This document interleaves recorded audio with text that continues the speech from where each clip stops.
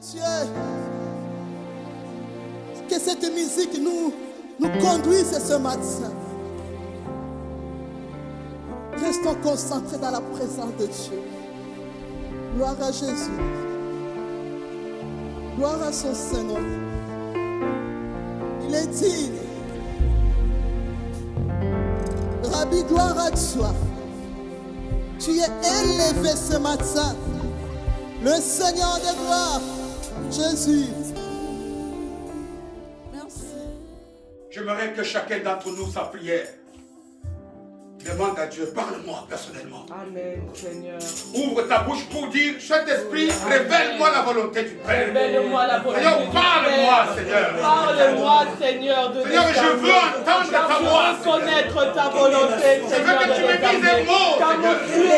Seigneur, de ta part suffit. Seigneur, me désormais. Je ne suis pas digne de te recevoir. Peu importe ce que je fais, Seigneur. Peu importe ce que je fais, Seigneur. Je veux toujours, Seigneur, demeurer dans ta présence. Je veux la parole, ta volonté, Seigneur, de les armées. À qui dis-nous, Seigneur, toi qui as les paroles qui donnent la vie. Seigneur, Et la vie en abondance. de connaître ta volonté.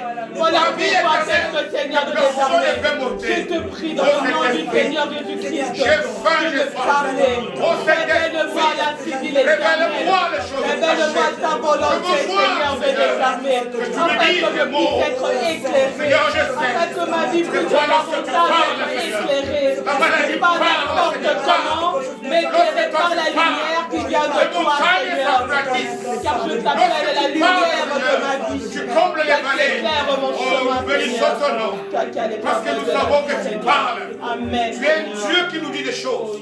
Merci pour la parole de ces jours. Que nous voulons recevoir avec joie. Amen. En poussant vers toi des cris de joie. En t'acclamant, toi les rois des premiers rois. Toi le Seigneur des Seigneurs. Le Dieu qui n'a jamais changé. Amen. Béni sois-tu le Dieu de grâce. Amen. Amen. Amen. Amen. Amen. Bon, je nous sens un peu fatigué.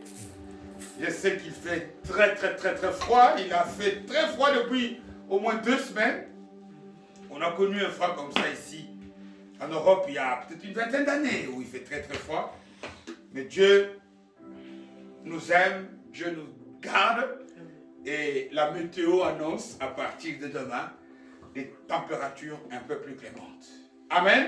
Amen. Alors je nous dis à nous tous, bienvenue. Ce dimanche, où Dieu nous a renouvelé encore sa grâce, pour que nous puissions le louer, l'adorer, le célébrer, le magnifier. Il aime ça. Parce qu'il est un bon Dieu, parce qu'il est roi glorieux, et puis parce que c'est aussi un Dieu qui nous bénit. Mais avant toute chose, je tenais aussi à dire merci à Dieu pour tous ceux qui ont pensé, le vendredi passé c'était mon anniversaire, et j'ai reçu beaucoup de souhaits, beaucoup de vœux, de prières que chacun d'entre vous ici a adressées au Seigneur. Que ce soit vous qui êtes présents ici, que ce soit des bien-aimés qui sont loin. Vraiment, je le dis et je le redis, que Dieu vous multiplie encore sa grâce et ses bénédictions. Amen. Amen. Parce que ce ne sont pas que des souhaits, parce que ce qui vient du cœur, que vous demandez au Dieu en ma faveur, ce sont des prières. Mais je sais que Dieu m'a beaucoup béni. Et vraiment, qu'il vous rende au centuple. Et qu'il vous fasse beaucoup de bien. Amen. Amen. Acclamons encore le Seigneur.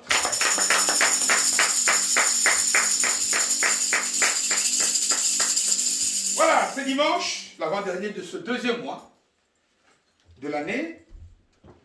Nous allons tenter de répondre à une grande question. Il y a beaucoup de questions qu'on se pose. Mais jour après jour, Dieu nous donne des réponses précises. Je ne sais pas si, toi qui vas écouter ce message, si tu as la même impression que moi.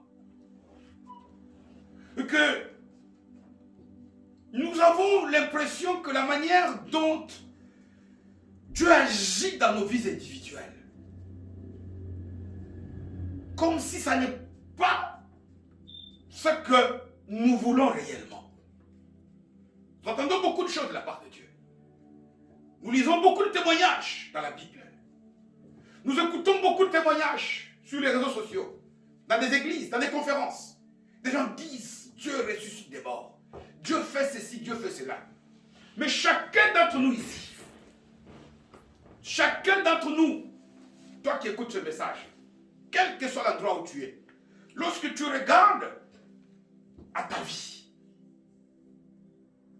lorsque tu vois la manière dont Dieu répond à tes prières, si nous sommes sincères, ça te semble, je dis bien, ça te semble être insuffisant.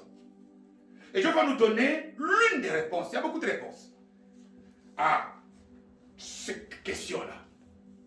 Dieu va nous répondre pourquoi nous avons l'impression que Dieu agit moins dans les temps présents que comme il a agi dans les temps passés. Nous avons l'impression que Dieu agit plus pour les airs. Voilà pourquoi parfois on se précipite, on change des assemblées. Pourquoi? Parce qu'on a appris que là, Dieu a agi. Dieu agit, Dieu peut agir. Il y a une réponse à cette question. Et j'ai donné comme thème à ce message d'aujourd'hui, je suis responsable. Amen. Amen. Je suis responsable de beaucoup de choses. Moi, toi, je suis responsable. Chacun parle de ce titre comme étant lui qui parle. Le jeu c'est toi, le jeu c'est moi. Le jeu c'est chacun d'entre nous. Le jeu c'est quiconque va écouter ce message. Vous savez, quand on parle d'être responsable, le mot responsable en langue française a plusieurs sens, plusieurs significations. Être responsable peut avoir le sens que tout le monde l'aime. Je suis le chef. Je suis le commandant, le dirigeant. C'est moi qui suis le leader. Être responsable, les Congolais aiment dire, je suis le raïs. C'est moi qui est au-dessus de tout. Être responsable à ce sens-là, tout le monde aime. Tout le monde aime être responsable. Mais responsable a aussi d'autres significations. Parce que lorsque tu conduis, tu es au volant d'un véhicule, d'une voiture, et que tu as grillé un feu rouge, un feu de signalisation, et que tu as fait un accident, tu es en tort. À ce moment-là, on te dit, si les policiers te disent tu es responsable, ça veut tout simplement dire qu'être responsable peut aussi être coupable. C'est toi qui as tort. C'est toi qui as la faute. Beaucoup de problèmes, beaucoup de choses que nous attendons de la part de Dieu, on ne les a pas aussi. Pourquoi? Parce que parfois nous sommes coupables. Et nous allons le voir. C'est nous qui avons parfois tort. L'erreur dans notre camp. Mais être responsable veut aussi tout simplement dire répondre à la place de quelqu'un d'autre. Lorsque nous avons des enfants mineurs, les parents sont responsables de leurs enfants. Quand un enfant commet une infraction, ce sont les parents qui vont répondre à la place de l'enfant mineur. Donc, nous allons voir que cette question de responsabilité comporte la grande réponse qui fait que les prières qu'on adresse à Dieu, les attentes que nous formulons de la part de Dieu, jusqu'à présent, demeurent sans beaucoup de réponses. Vous savez, il y a un passage, un des passages les plus connus de la Bible, le plus aimé et même le plus cité. C'est le verset 11e du 29e chapitre de la prophétie de Jérémie. Qu'est-ce que Dieu dit dans ce passage-là? Dieu dit quoi? Dieu dit, je connais les projets. Amen. Amen. Amen. Que j'ai formulés pour vous. Le procès de paix et non de malheur. Parce qu'il veut que nous puissions avoir un avenir. Mais il y a quelque chose de très important qui passe à inaperçu quand on lit ce passage. Dieu dit quoi? Je connais. Qui connaît? C'est Dieu. Amen. Amen. Ce n'est pas toi, ce n'est pas moi. Dieu dit je connais. Dieu connaît. Est-ce que toi tu connais ces projets-là? Tout ce qu'il t'a dit à moi et à toi, c'est que moi je connais. C'est que Dieu qui connaît. Dieu connaît. Combien nous nous sommes déjà posé la question de savoir On est tout le temps heureux. Dieu nous veut de la paix. Dieu a un bon plan. Combien de fois nous nous sommes posés savoir, mais c'est plus là où Dieu nous veut dans la joie, dans la paix, où il nous veut connaître du bonheur. C'est lequel? Parce que le passage est clair. Dieu dit, je connais le projet. C'est Dieu qui connaît.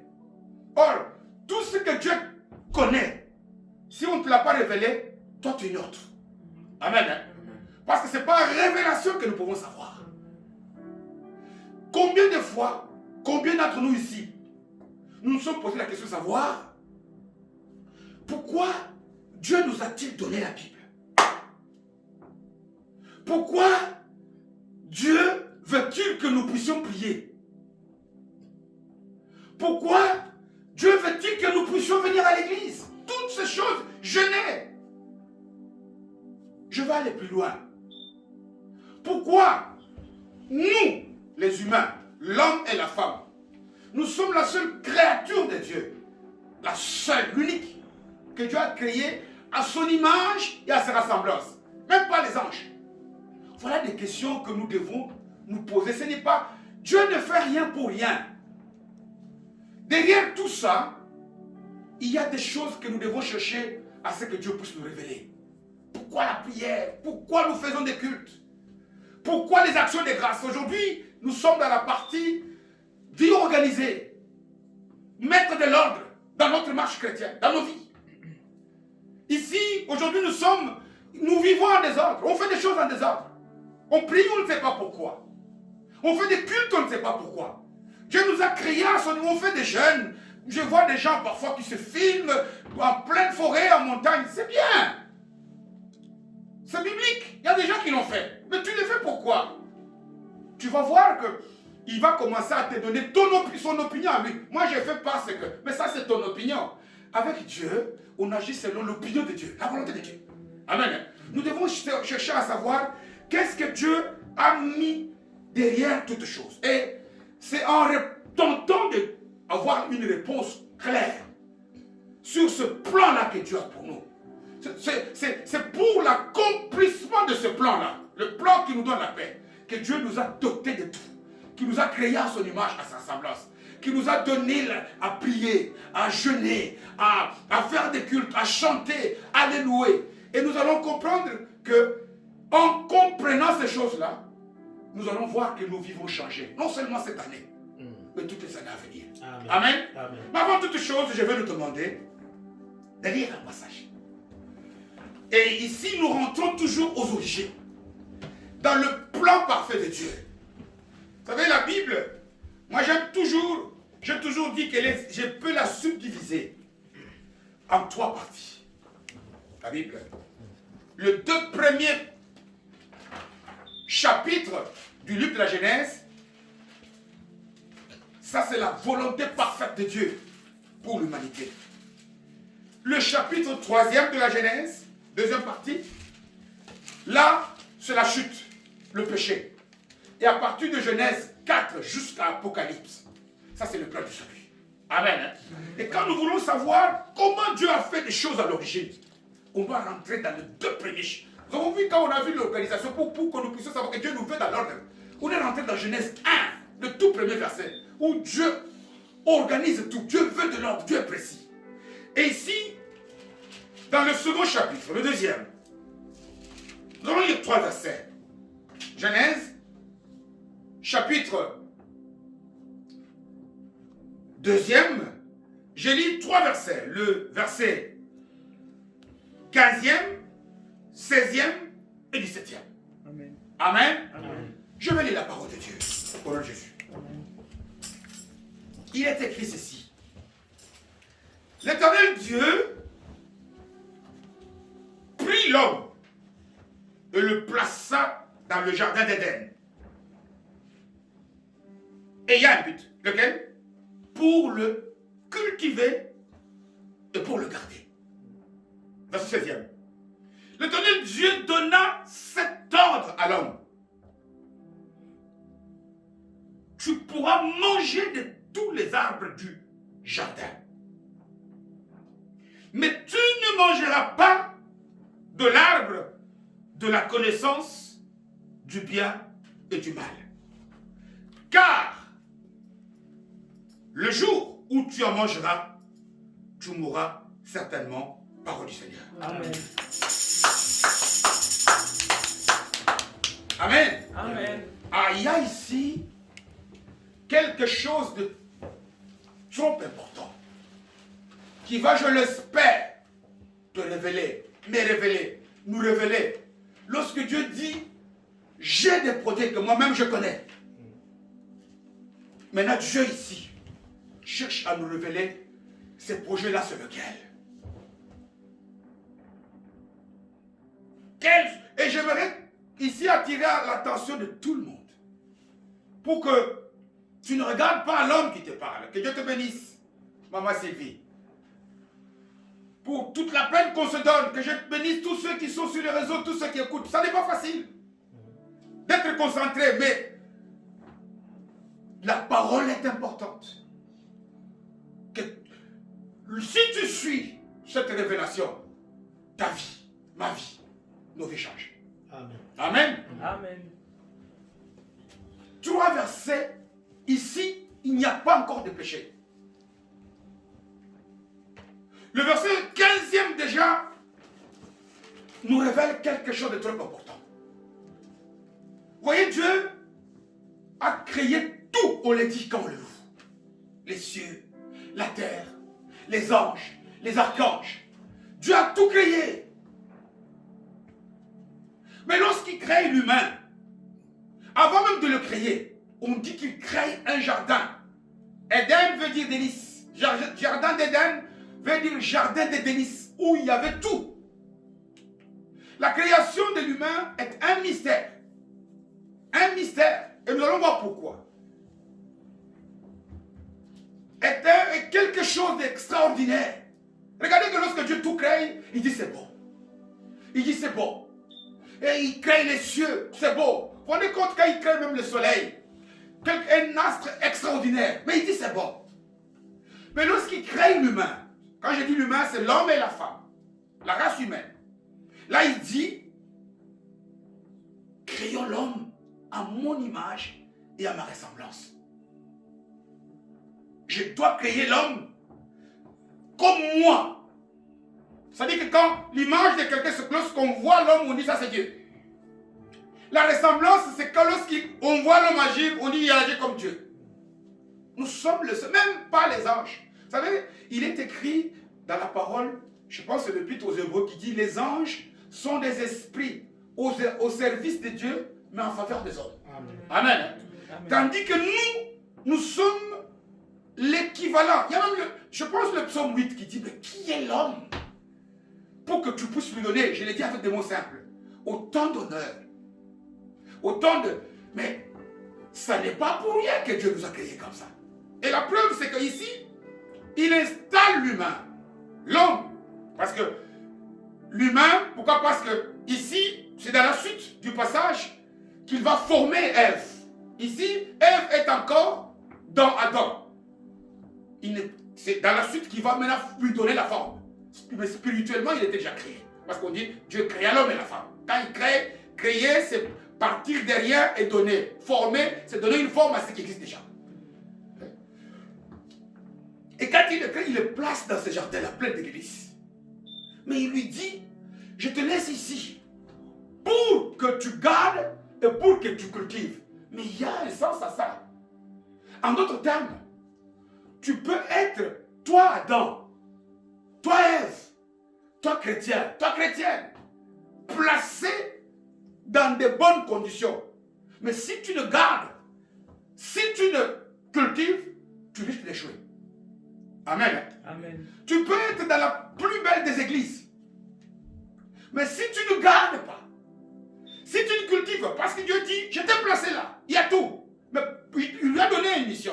La preuve, c'est que quand on va au chapitre 3, ils ont failli à la mission. Et ils ont échoué. Ce qui compte, ce n'est pas de nous retrouver dans un bel endroit, dans un Éden. Ce qui compte, c'est qu'on soit capable de protéger l'Éden. Amen. Hein? Amen. Et d'y produire, cultiver, c'est s'aimer, c'est faire en sorte qu'il y ait de l'abondance. On peut donner à quelqu'un aujourd'hui des milliards d'argent. S'il n'est pas capable de bien garder cet argent et de bien fructifier cela, un an après, il mourra pauvre.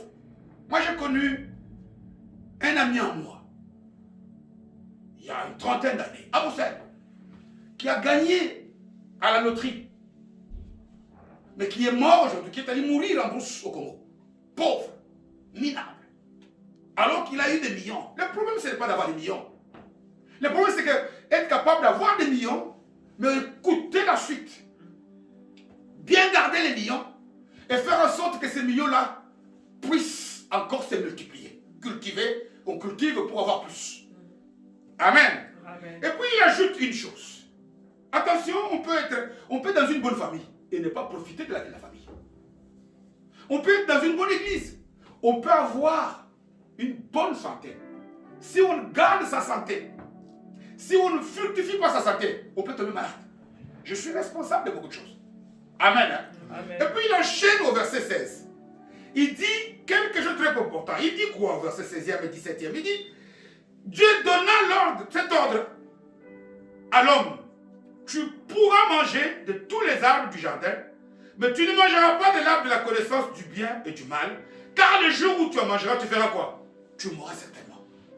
Amen. Amen. Mais pourquoi Dieu a-t-il agi de cette force-là?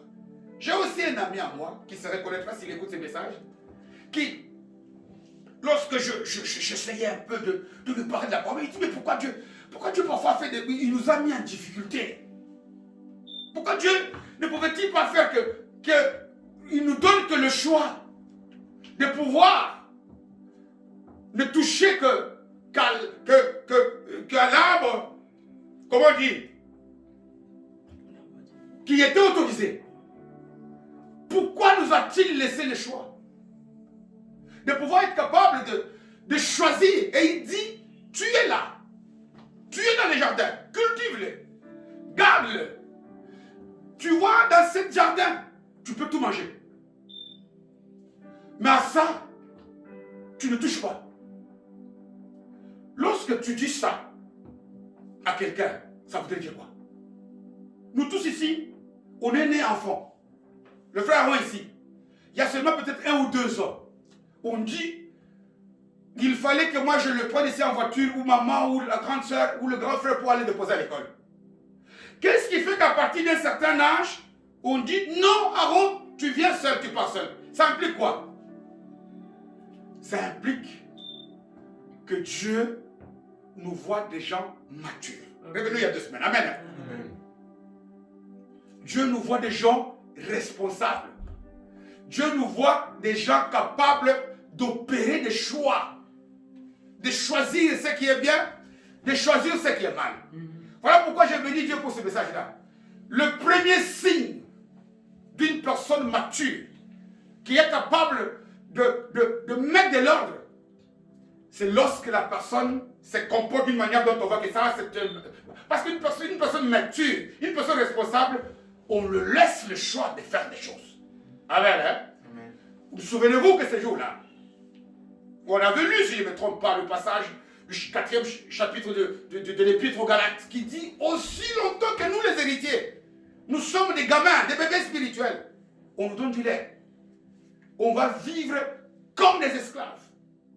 On nous grandit, c'est-à-dire qu'on est soumis aux tutelles. Il y a des gens qui nous dirigent. Parce que nous devons grandir. Dieu nous voit déjà matures. Dieu nous voit déjà responsables.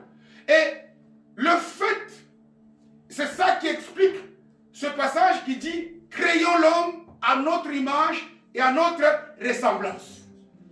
Une personne mature, une personne responsable est une personne qui doit agir indépendamment. Imaginez-vous, je prends le frère David comme il est là, grand comme il est là. Allez, viens, je vais te nourrir. Je commence à prendre la semoule. Est-ce qu'il va accepter? Non. En d'autres termes, les enfants de Dieu,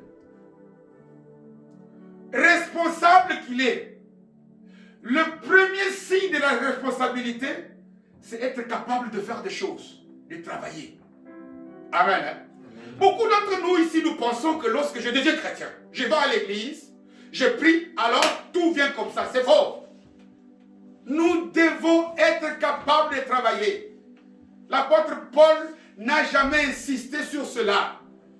Le 15e chapitre de la première épître de Paul aux Corinthiens, le verset 10e, Paul dit ceci: je n'ai jamais été parmi les 12, je le dis avec mes mots. Moi d'ailleurs, j'ai commis de meurtres, j'ai tué des chrétiens. Je ne mérite même pas d'être appelé apôtre. Mais moi, j'ai fait des choses plus que les Matthieu et les Luc et les gens. Pourquoi? Il dit, j'ai travaillé plus que toute autre chose. Voilà pourquoi, au verset 15e, Dieu dit à Adam et Ève, garde et cultive. Rien n'est automatique. Rien n'est mécanique. Il y a même un passage. Ça c'est, je pense, la parabole des talents. Chapitre 20e de Matthieu, à partir du verset 14e. Dieu condamne la personne qui avait enterré le talent, n'est-ce pas? Mais quelle est la faute? Est-ce que nous avons lu? La faute, ce n'est pas parce qu'il avait enterré, parce que d'ailleurs il loue. Il dit, moi je sais que toi tu es un maître exigeant. C'est ce qu'on dit quand on le loue. Tu es un Dieu parfait, un Dieu saint. J'ai eu peur de ne pas gaspiller ton argent. Où est le mal? Mais Dieu lui dit, ouvrier comment? Paresseux. Voilà pourquoi Dieu a toujours voulu associer, il est le seul, l'humain, l'homme et la femme, à tout ce qu'il est en train de faire. Il crée tout et dit à Adam, donne les noms aux animaux. Il crée le jardin, il lui dit, garde et cultive. Il fait des choses, en d'autres termes, si tu ne fais rien, si tu n'agis pas, tu n'auras rien. Je suis responsable, première réponse, de beaucoup d'échecs. Parce que si Dieu aujourd'hui, il t'apparaît en songe, il te dit tu fais quoi? Tu vas dire quoi? Qui sera capable de lui donner une bonne réponse? Tu fais quoi? Regardez, lorsque nous lisons la Bible, à beaucoup d'endroits, notamment j'aime bien le 6e chapitre de la prophétie d'Ésaïe, où on nous décrit tout autour du trône de Dieu, la catégorie d'anges qui fait la ceinture. Ça s'appelle comment? Les séraphins. Séraphins que vous êtes simplement dire des êtres flamboyants, des flammes de feu. Des gens avec des épées, des gens qui travaillent. Dieu, est-ce que je peux utiliser pour ça? Excusez-moi, Dieu n'aime pas les paresseux. Dieu n'aime pas les gens qui dorment. Oui. La paresse est un péché. Amen. Les gens qui ne font rien, ils n'auront pas grand-chose. Amen, hein? Amen. Pourquoi? Parce que, vous savez, Dieu a un plan merveilleux. Dieu a un projet merveilleux. Dieu nous veut de la paix. Mais dans tout ce que nous devons avoir de la part de Dieu, il y a la part de Dieu, il y a la part de qui? De l'homme. Et Dieu fait toujours sa part. Dieu fait toujours sa part. Regardez, je crois que j'ai déjà donné cet exemple. Dieu dit à Abraham, quitte ton pays. Vas-y. Si Abraham est resté là-bas, jusqu'aujourd'hui, il serait malheureux. Il y a des choses qu'Aaron devait faire. Nous devons être à la recherche pour qu'on le prenne, de savoir, Dieu par rapport à telle chose, tu veux que je fasse quoi? Nous ne devons pas être toujours dans l'attente. Nous ne devons pas être dans l'espérance. Comme si Dieu n'attendait rien. Tu veux que je fasse quoi? Faire pour Dieu, c'est faire, et même dans nos familles. Pour que la famille soit équilibrée, tout le monde doit s'occuper d'une certaine tâche. S'il y a un membre de la famille qui lui ne fait rien, il aura des problèmes dans cette famille-là. Même s'il y a des responsables, même le plus petit, même le bébé, il doit être peut-être là, on le laisse pour qu'il en mérite. Je ne sais rien. Tout doit jouer. Nous sommes, il n'y a rien. Dieu a un plan de paix. Je le répète. Mais pour la concrétisation de ces plans-là, il y a toujours la part de Dieu. Il y a toujours la part de l'humain. Amen. Amen. Amen. Il y a toujours. Et Dieu, je dirais même, il a déjà fait sa part. Parce que Dieu a dit, sur la voie, j'ai fait quoi? J'ai tout accompli. Mais la part qui reste à faire est la part de l'homme. Pour toutes choses. Voilà pourquoi il nous a laissé même la Bible. Ma part de l'homme, c'est par exemple, je suis malade, je veux la guérison. Maintenant, c'est dans la Bible qui va me révéler, si tu veux la guérison, fais ceci. Si Si tu ne fais pas cela, tu n'auras rien. Cela vaut pour la vie spirituelle, cela vaut pour la vie de tous les jours. Regardez un peu, parfois même dans nos prières, Dieu nous a dit par exemple, allez, faites de toutes les nations quoi? Mes disciples. Mais combien de fois parfois tu vois des gens prier, mon Saint-Esprit envoie-nous des membres de l'église. Nous pouvons prier jusqu'à ce que Jésus va revenir. Parce que aller, ça c'est la part de Dieu. Et la part de l'homme. La part de Dieu, c'est qu'il a dit, voici moi je serai toujours avec toi jusqu'à quoi? Jusqu'à la fin du temps. C'est lorsque toi tu parles que Dieu avec toi va t'aider. Le Saint-Esprit va te donner des mots justes et il va convaincre cet homme-là d'accepter ce que tu dis. Tant qu'on ne parle pas, regardez un peu, il y a beaucoup d'exemples comme ça qui viennent dans l'esprit. Lorsque nous lisons le passage, nous tous nous sommes focalisés sur la part de ce que Dieu a fait. Dieu dit, si tu as la foi, la petite foi comme un grain de moutarde, tu diras à la montagne. Mais lorsque nous sommes devant les montagnes, beaucoup on pleure. Beaucoup on pleure. Pourquoi? Parce qu'on commence à dire, Dieu regarde ces montagnes, regarde cette montagne. Dieu t'a dit, c'est toi qui dois, manifester la foi et parler à la montagne. Nous avons des tas de montagnes devant nous parce que nous n'ouvrons pas nos bouches, on ne parle pas. Parce qu'on ne parle pas. Parce que parfois, il y a même, on veut faire jouer à certaines personnes la place, le rôle de Dieu. Pourquoi? Parce qu'il y a des gens qui croient que celui, c'est un pasteur, si spirituel soit-il, qui va aplanir la montagne. Non. Dieu dit, si tu as la foi, tu parleras à la montagne. Amen. Et la montagne va s'écrouler. Et si Dieu nous incite à ouvrir la bouche, voilà pourquoi il nous a donné la bouche. Voilà pourquoi il nous donne la parole. Regardez un peu des êtres que Dieu n'a pas créés à son image, à sa ressemblance, comme les arbres, comme les... Est-ce qu'ils manquent à manger? Non. Nous, il nous a donné de l'intelligence. Quand il y a l'hiver, je dois utiliser mon intelligence pour que je ne meure pas de froid. Mais les bêtes, à qui il n'a pas doté cette capacité-là, Dieu ne s'en occupe pas, Dieu le laisse. Et c'est surtout dans l'accomplissement de la part de l'humain que soit tu auras la totalité de la manifestation du plan de Dieu, ou soit en partie, ou soit rien du tout. Qu'est-ce que je veux dire par là? Si tu ne fais rien, au moins tu es sûr que tu vas toujours continuer à pleurer. Tu ne changeras pas Dieu de ce qu'il est. Il restera toujours Dieu. Mon Dieu, fais ta part. Abraham, je te dis, quitte ton pays. Abraham est toujours, mon Dieu, mais qu'est-ce que je veux faire? Quitte ton pays. Et il s'arrête là. Et nous sommes responsables de beaucoup de choses. Pourquoi? Parce que on ne quitte pas le pays. Parce qu'on ne fait pas ce que Dieu nous... On ne pose pas notre... Imaginez-vous quand Dieu dit à Adam, nomme les animaux. Et que... Adam, mais mon Dieu, donne-moi le nom. Il a donné. Pourquoi? Parce que lorsque Dieu nous dit de faire des choses, Dieu ne nous demanderait jamais de faire des choses dont nous sommes incapables. Parce qu'il nous donne des capacités. Amen. Amen, hein? Amen. Parce qu'il nous a donné l'intelligence, le cerveau. Voilà pourquoi il nous met devant des choix où nous devons utiliser le cerveau. Parce qu'il nous a donné. Regardez, Dieu, je l'ai toujours dit avec mes mots. Dieu est la troisième main. Tant qu'il y a un problème que tu peux résoudre avec deux mains, prie, Dieu n'agit pas.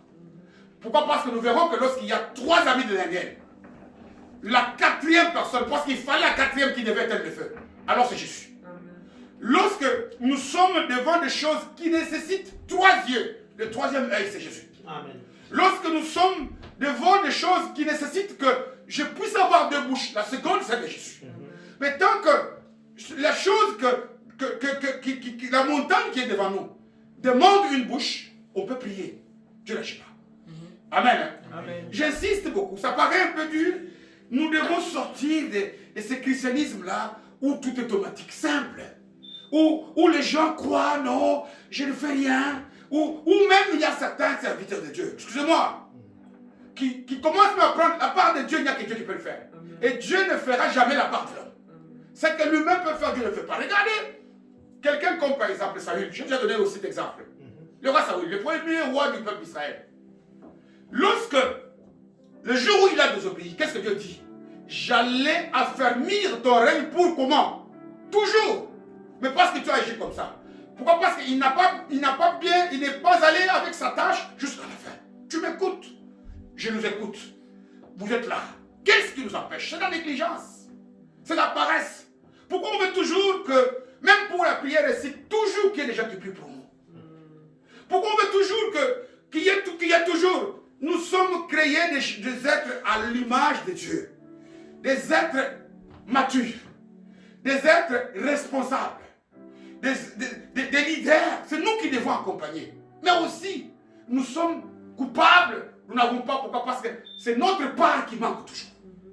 Ici, lorsque Dieu nous dit de faire notre part, à partir d'aujourd'hui, ta prière, ma prière, notre prière, à nos chrétiens, c'est quoi? Mon Dieu, révèle-moi ma part. Mon Dieu, qu'est-ce que moi je dois faire? Là où il faut utiliser l'intelligence, utilise-les. On n'est pas de robots. Dieu ne nous a pas créés comme... Si Dieu ne voulait pas que nous puissions ne pas raisonner, mais il allait nous faire comme des robots, comme des arbres. Un arbre n'a pas besoin de réfléchir. Voilà pourquoi Dieu s'en occupe. Mais là où, par exemple, il y a beaucoup de gens qui, même pour le travail ici, nous devons chercher à faire ne fût-ce que de petites choses.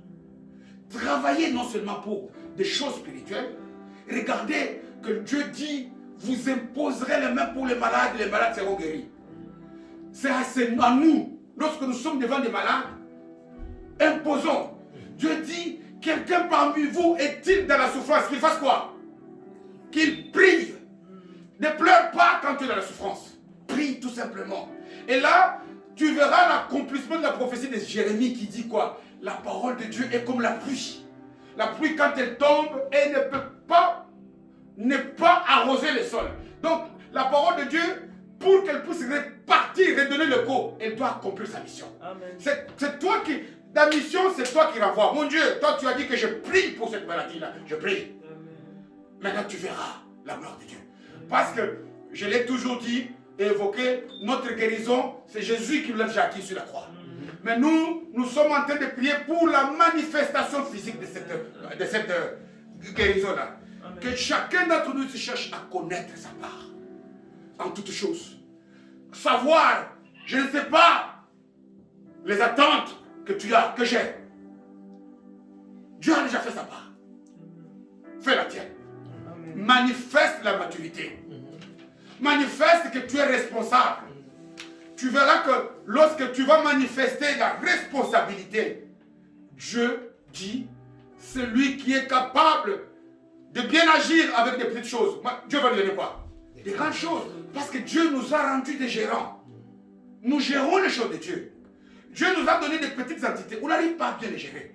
Voilà pourquoi il a du mal à nous donner des grandes. Que Dieu t'aide, que Dieu m'aide. Amen. Hein?